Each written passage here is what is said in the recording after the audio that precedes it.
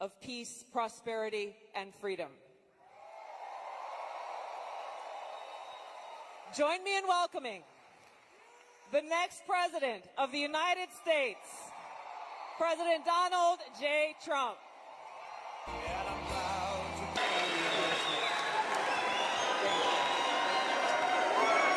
Thank you. USA, USA. USA. We love our country. We love our country, don't we? It's amazing. And it's a great country, but we have to take it back because our country's not feeling so well. They're going to get healthy and beautiful and better than ever. And it's really, this is some crowd, and you can duplicate the crowd outside. So if anybody would like to give up your seat, that would be okay. No, no. Let's have a good time. Thank you very much, everybody.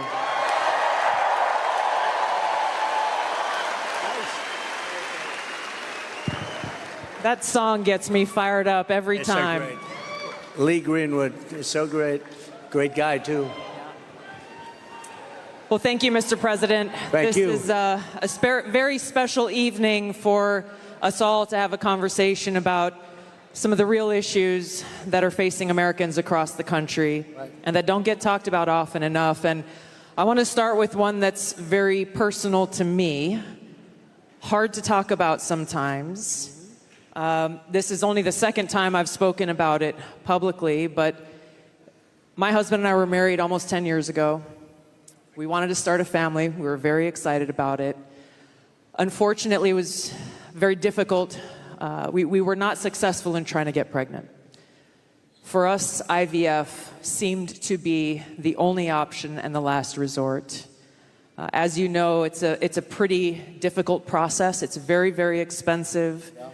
I was in Congress at the time, traveling. I would carry the medicine that I had to administer shots to myself sometimes in an airport bathroom. And ultimately, the most difficult part was every time going to the doctor for another transfer and hoping that it would result in a positive pregnancy test, and then being heartbroken over and over every time that test came back negative. Now, I know some of your opponents, your political opponents, are saying that you want to ban IVF. While it did for us, it's worked for a lot of families. And I just know that there are women and couples in this crowd, or those who are watching here tonight, who may be going through this same struggle and are concerned about being able to have this option, either because they might not be able to afford it, or they're concerned that it just may not be available. And I'd love for you to talk to them about how they should feel. Well, thank you very much, Tulsi. And I didn't know about your situation. And it's tough stuff, right? Tough. Life is pretty tough. It can be beautiful, but it can be difficult. We are doing something with IVF, because IVF, as you know from friends and people you know, it's really worked out very well for a lot of people. It gave them a child when they would not have had a child. And I told my people I wanted to look at this a couple of weeks ago. And as you know, we have no taxes on a thing called tips, you know that? And I said, tell me, we did three things. We did that, and we did no tax for seniors on Social Security benefits. We want to have that. And I've been seeing a lot of IVF, and I kept hearing that I'm against it, and I'm actually very much for it. In fact, in Alabama, where the judge ruled against it, and I countered the judge and came out with a very strong statement for it. And the Alabama... You were very quick in your response to that. I was, but they were too. They were amazing. The legislature approved virtually my statement. I'm in full IVF, and it has really gone, it's terrific. And I said, so with the tips and with the Social Security, the no taxes on Social Security, I said, maybe for IVF, and I've been looking at it, and what we're going to do is for people that are using IVF, which is fertilization, the government is going to pay for it, or we're going to get or mandate your insurance company to pay for it. Right. We're going to do that. I can't tell you how life-changing that would be for so many families, because it costs a lot of money. A lot of people go into debt just for the hope of being able to start their own family. Well, it's big, and you know what? We want to produce babies in this country, right? We want to produce babies. So I think it's going to be something we sort of announced it a little bit. We were in a great place, Michigan. We all love Michigan, right? We're going to bring back the car industry.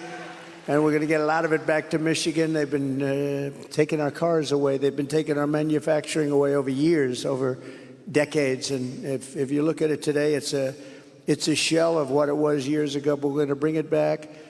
Mexico is right now building massive car factories, actually being financed and built by China. And they think they're going to sell their cars back into our country. It's not going to happen. That's not going to happen. Oh, listen to that. That is not going to happen. Wrong in the car industry. The union leadership has been horrible. I think I'm going to win by 85%, the union, but because we're bringing it back. And we're going to have electric cars, but we're going to have gasoline-powered cars, and we're going to have hybrids. We're going to have every kind of car. We're not going with just that. But I just felt that it would be a good place to announce it, and we did sort of the announcement there a little bit, and now we do the big announcement tonight in front of all of these television stations, all of the fake news, you know, they're all over the place. They're all over the place. I don't know what's going on. We don't even know, I was saying, because we're doing this. And I finished, and I figured I was going to come here, and we're going to make a speech. I had a speech all set for you. I was ready.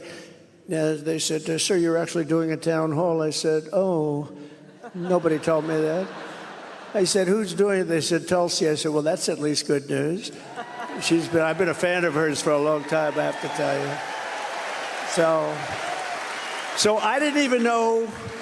I'm in the plane, and I'm looking over some material, and we're going to give you a hell of a speech tonight. We were set to give you one hell of a speech.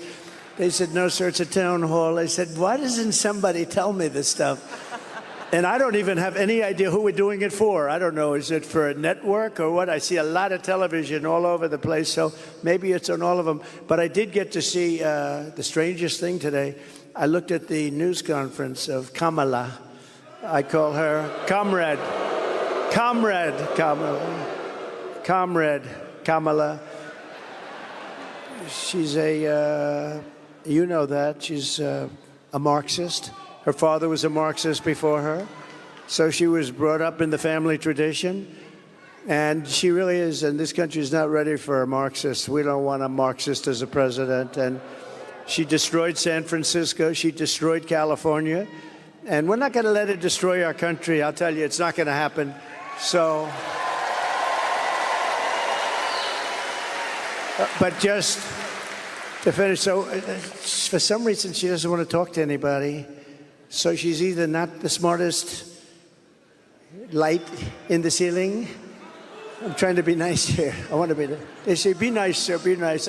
You know, it's hard to be nice when somebody is destroying your country and wants to destroy your country. It's hard to be like nice. But she is, she was a terrible vice president. She was a terrible border czar, worst in history probably, not just in this country. But the border, you know, millions and millions of people, I say 20 million plus, have poured through the border during their term. I had the safest border in the history of our country. They have the most unsafe border in the history of the world. And they're coming through, and many of them are from prisons and jails. There's a slight difference, as you know, prisons and jails. Many are from mental institutions and insane asylums, and many are terrorists. And they're pouring into our country at a level. I don't know if you saw the news today, Tulsi. They had a group of, a lot of them, Venezuelan people with lots of machine guns taking over a building someplace. I'm looking, I'm saying, where is that?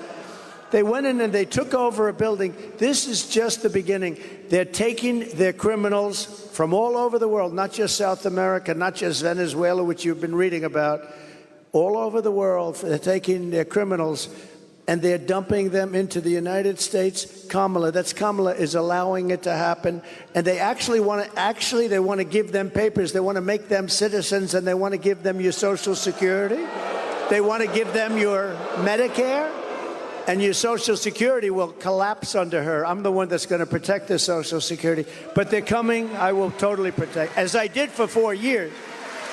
And there was no age increase. There was no anything. We're going to protect. You know, they destroy you with inflation, and then they want to destroy your Social Security. It's not going to happen. But this is going to be the most important election in the history of our country. So I just want to say that it's an honor to be with you tonight. It's a forum that's very different because I have no idea who the hell is broadcasting it. But all we'll do is we'll talk because we're friends. I love this state. I gave them Marinette. We gave them a very big, you know, Tulsi, we have a ship contract.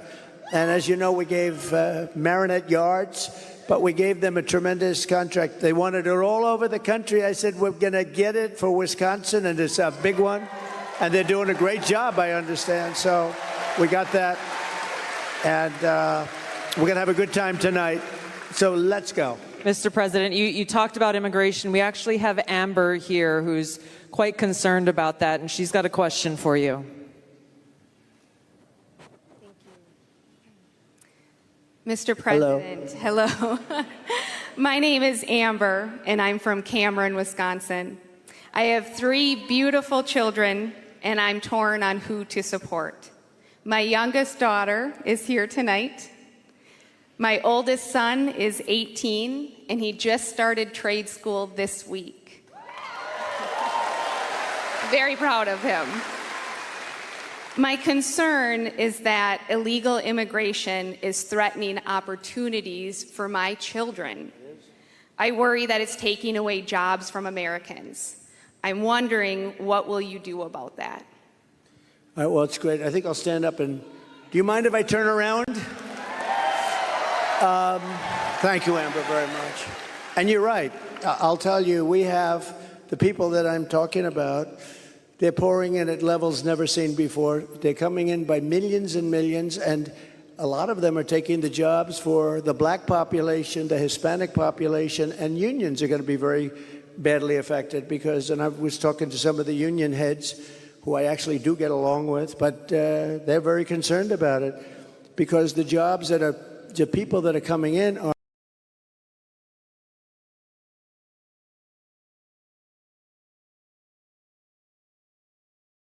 are just taken. And it's going to start with the black population. African Americans are losing their jobs. And I don't know if you heard the latest statistic that of the jobs that these people created, which is very little, every single job was taken, about 107%, was taken by illegal immigrants. There's been no job creation from them. The jobs were filled by illegal immigrants. With all of that being said, I want to give you a very positive answer. We're going to win this election. We're going to turn this country around. We're going to become an unbelievable growth country. And your boy is going to have the greatest job. And you want to have a lot of choice with jobs. You know, you want them to go up and they get up and they, it's hard to believe I have that with the way I get treated. But I look forward to every day because we're going to make America great again. So I really do. I look forward to it. That's right. But we're going to create a lot of jobs. We're going to create. Does he want to stay here, or does he want to go to a different state or anything? Yeah, someplace in the Midwest. But this is a good place to stay, right? Wisconsin. So we'll be creating tremendous jobs for our country, and we're also turning away. You know, we're going to be closing the border, really closing it. By the way, did you see? So Kamala was for defunding the police. She was for the open borders. She was for everything that you're not against. I could go through 14 different. She's changed on every single one of them. In fact, I think we should see the man in the red hat and the beautiful woman in the red hat says, "Make America Great Again." Perhaps we should give Kamala a "Make America Great Again" hat, right? But the problem is, that's not her belief. Her belief is open borders. Her belief is getting rid of Social Security. Her belief is doing all of these plans, like for health insurance, where you have one big government-run mess. And if you have private plans, a lot of the people in this room have private plans. They're incredible plans. They worked hard to get those plans, and that's what they want. But with her, she wants to have, it's really a communist type of government. And I just saw her, Tulsi, she was sitting behind a desk doing this interview. And I said, Dana Bash, you could make yourself big tonight. All you have to do is be fair. I haven't seen the questions, but they gave out a sample. In fact, she's going to be on later on tonight with a taped. It was a taped. We're doing it live. Why are we doing it live and she's doing it taped? But that's right. He's real. But she was sitting behind that desk, this massive desk, and she didn't look like a leader to me, I'll be honest. I don't see her negotiating with President Xi of China. I don't see her with Kim Jong-un like we did with Kim Jong-un. So we're going to have to see what happens. I'll tell you what, November 5th is going to be the most important day in the history of this country. Will be.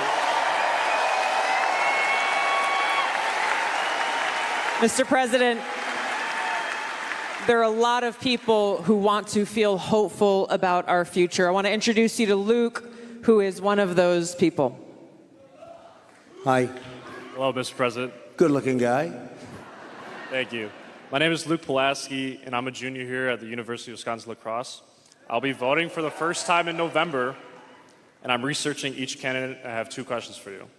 First, as I've been living on my own and buying my own gas and groceries, I have noticed that everything has become more expensive. For me personally, I try to eat healthy and stay lean. A pound of meat has gone from $4 to almost $7. I also would like to buy a home someday, but that seems just impossible now. What's your plan to make life more affordable and bring down inflation for someone like me? Very good. Thank you. Good. It's probably the question I get most. You know, they say you're going to vote with your stomach. I don't know if you've heard it, but it's a little bit true. And groceries, food has gone up at levels that nobody's ever seen before. We've never seen anything like it, 50, 60, 70%. You take a look at bacon and some of these products, and some people don't eat bacon anymore. And we are going to get the energy prices down. When we get energy down, you know, this was caused by their horrible energy wind. They want wind all over the place. But when it doesn't blow, we have a little problem. This was caused by energy. This was really caused by energy and also their unbelievable spending. They're spending us out of wealth, actually. They're taking our wealth away. But it was caused by energy. And what they've done is they started cutting way back.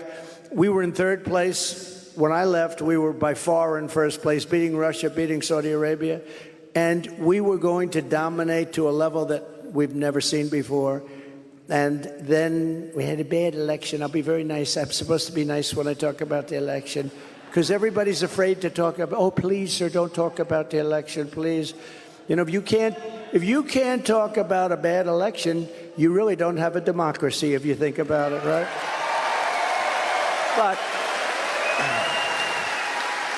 But what they did, Tulsi, is they took back the oil production. The oil started going crazy. That started the inflation. Then they went back. They said, go back to where Trump was. The problem is that we would have been 3 times that level right now. We would have been so dominant over Russia and Saudi Arabia. Look, Saudi Arabia, Russia, a lot of oil. We would have had more. You know, we had something in Alaska, Anwar, that I created. I mean, Ronald Reagan wanted it. You remember? Ronald Reagan wanted it. They all wanted it. And I got it approved. Nobody was able to get it approved. I got it approved. And the first week in office, they turned it back. They said, no, it's the biggest site possibly in the world. Could be bigger than Saudi Arabia. Well, we're going to start that up. We're going to become the energy capital of the world. We're going to pay down our debt, and we're going to reduce your taxes still further. And your groceries are going to come tumbling down, and your interest rates are going to be tumbling down. And then you're going to go out, you're going to buy a beautiful house, okay? You're going to buy a beautiful house. That's called the American dream. The American dream. Thank you. Mr. President, I want to ask you a question about national security, but first I think it's important to point out what Luke is talking about, the cost of groceries, the cost of gas, the cost of housing, mortgages, rent, everything has gone up. Kamala Harris's plan that she has announced is government price controls. And I think it's important to touch on, you just laid out your plan. What's going to happen if Kamala Harris institutes price controls? So that's a communist plan. It's never worked. And it's been tried by others. Believe it or not, Richard Nixon tried it. A lot of people tried it. It's been tried many times, and it always leads to the same failure. Tremendous inflation, lack of product. You don't have anything. The stores are not stocked. It has never worked. It's called control. They want control. And, you know, it's been so often. And everybody that comes in, they say it. It sort of sounds great. We're going to go price control. Actually, when she announced it, she got absolutely slaughtered by even Democrats because it doesn't work. It's a known loser. So now she doesn't talk about it. Do you notice she doesn't talk about climate change anymore? She's not talking about it. You know why? Because people don't want to hear it. They want to live a good life. They want to live a life. They don't want to stop your industry with climate change. They used to call it different things, global warming. Remember, that wasn't working because it was getting a little bit cooler. So they said, what are we going to do? We'll call it global cooling. No.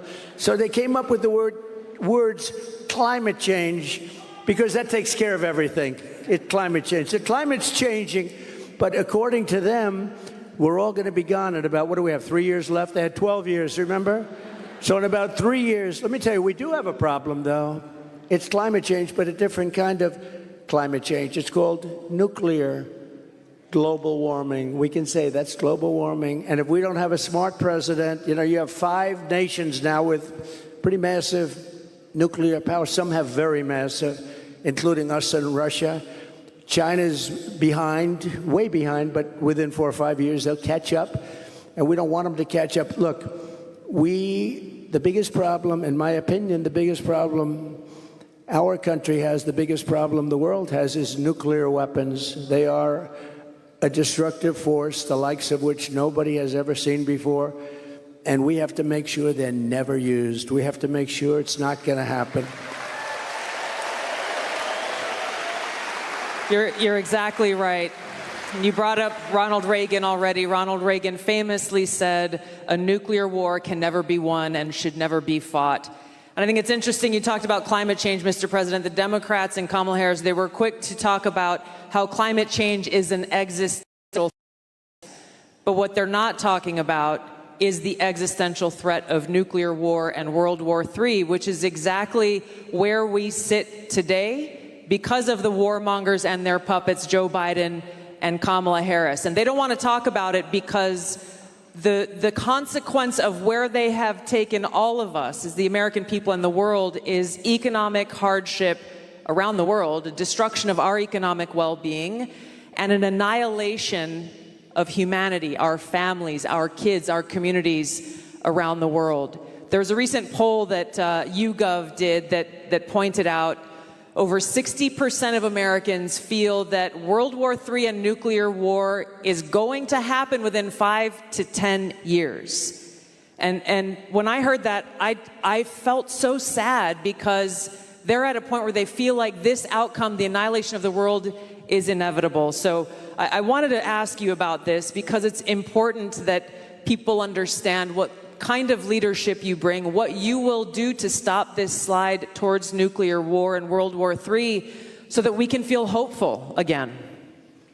Well, thank you. So Viktor Orban, a very strong leader from Hungary, Prime Minister of Hungary, they asked him recently about what's the problem in the world. A few years ago, during my term, we didn't have Israel being attacked. We didn't have Russia attacking Ukraine. And they asked him, why is it so bad now? The Middle East is on fire. So many places are on fire, and there are plenty places that could very well and very quickly catch on. What's the problem? He said, you have to bring Trump back as president of the United States. You will have no problem. He single-handedly kept things, and it's true.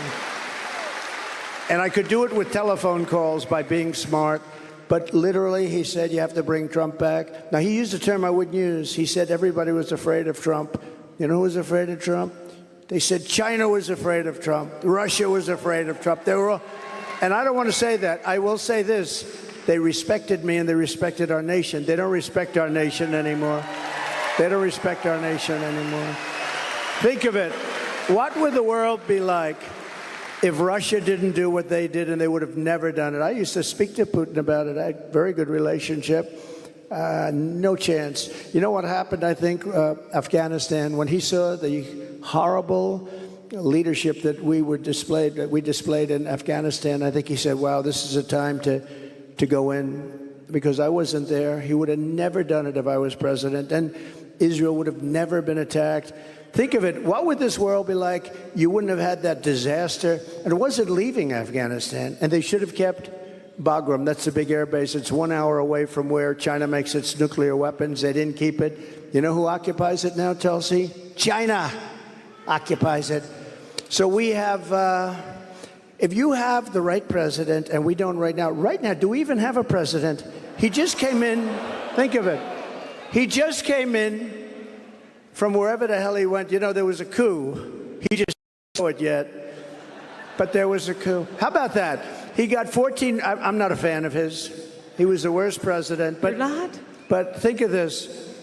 He got 14 million votes. She was the first one to leave, you know. Kamala was the first one to quit. She never made it to the first state in the primaries, which was Iowa. Never even came close. Other people did, but she never even came close. And all of a sudden, she was picked. And she's now running for president. And look, it just started, really. It just really started. The polls have us up here. We're up in this state. We're up in states, but it's close. It's close. It's close. And, you know, they cheat like hell, so we don't want to have it too close. But we have, because we have to win this. We're not going to have a country. But with him, I was so far up. We had a thing called, how did he do in the debate? Did you think he did well? Not too good? No, they wanted to have a debate. I said, okay, it's a little bit early, isn't it? I was trying to talk them out. I said, well, it's a little early for a debate, right? And they said, well, I think we'd like to do it. And that was not a good debate for them. That was not a good debate.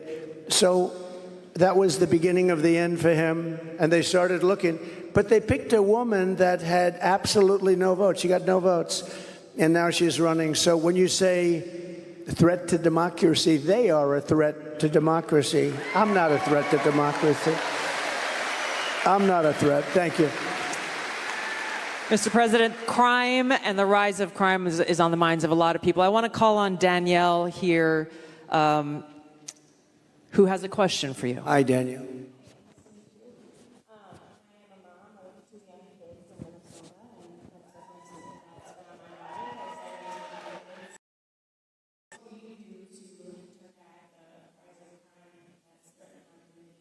Well, you need, and you get a lot of those questions from Minnesota. But you get a lot of those questions because Minnesota, I mean, they picked this guy.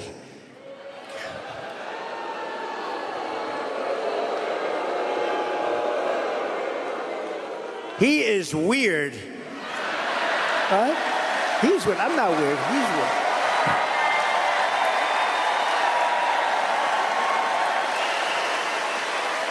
No, he's a weird guy.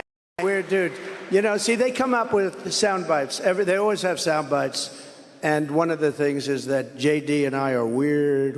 That guy is so straight. JD is he's doing a great job. Smart. Top student. Great guy. And he's not weird, and I'm not weird. I mean, we're a lot of things. We're not weird, I will tell you. But that guy is weird, don't you think?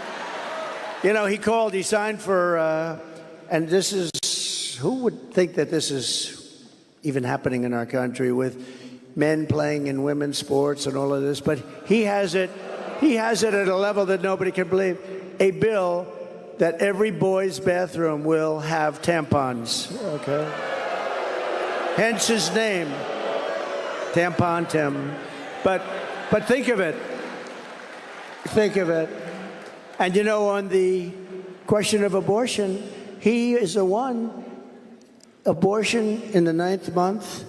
And if the baby in Minnesota, and I'd love to win Minnesota because those people aren't digging this guy. They're not digging this guy. But think of this. 6 states, Minnesota is one of them. If the baby is born, you're allowed to execute the baby after, think of that, after birth in Minnesota, you're allowed to execute. And you remember the former governor, not the current governor, who's terrific, Len Youngkin. We're going to win maybe with Virginia. We could do that. But the former governor, and he said, you sit the mother down and the father down, you sit them down and you talk, and the baby is born and you make a decision what to do. He meant, do you execute the baby after birth? And according to what they have passed and legislation, in Minnesota, they're allowed to execute the baby after birth. And this guy is a participant. And that's why she picked him, because she is, in fact, a Marxist/communist. Remember, I'd say all the time, our country will never be socialist, right? We will not have a socialist. Well, I was right. We skipped socialism. We went to communism.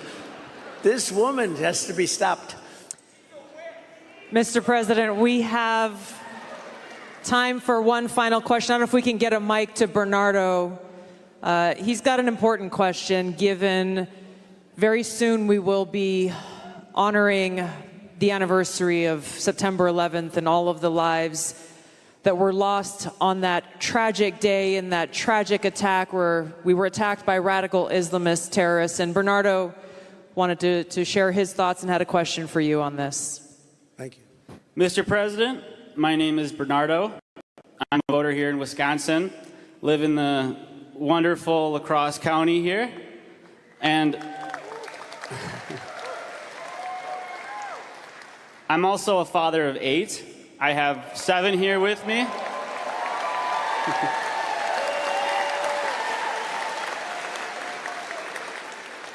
And it's the anniversary of 9/11 is coming up. I'm concerned that we're more vulnerable now than ever. And we have a Democrat nominee who doesn't even want to say the words, says we shouldn't say the words, radical Islamic terror. How are we going to protect America from a terrorist attack?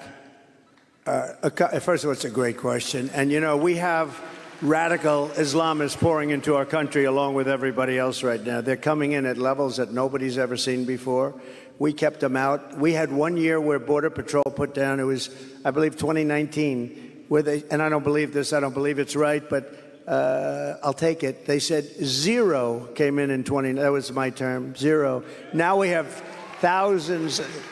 I'd like to say that was true. It's probably not, because I can't imagine that. But we were very tough on that. Now they have thousands and thousands coming in, along with the prisoners and along with the crime. And remember, a lot of these countries like Venezuela, their crime is way down because they've moved their criminals into our country. It's not even believable.